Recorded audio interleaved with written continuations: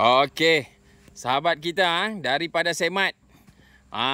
Dia membawa seekor ikan apa? Ikan baung merah ataupun pak sokong. Gila bapaknya besar kau weh. Gila betul. Ini tok nenek, tak tahulah tok nenek ke apa ke, aku pun tak tahu. Saiz kita tak tahu lagi. Kita cuba tengok. Allah. Besar gedabak bos, besar gedabak.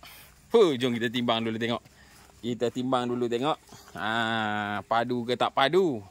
Kita tengok saiz dia ni berapa kilo agak-agaknya. Jangan timbang rosak terus sudah. Okey, sekejap. Okey. Tolong pegang timbang, lepas ajak. Okey, masuk sekali. Pergi. Angkat. Ya, angkat je. Bukan. Okey. Seorang angkat timbang, seorang ni Okey.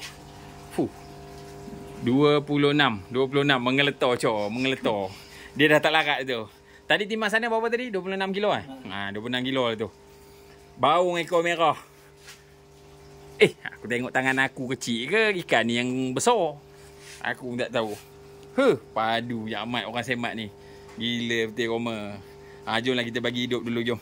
Kita bagi hidup dulu ikan ni.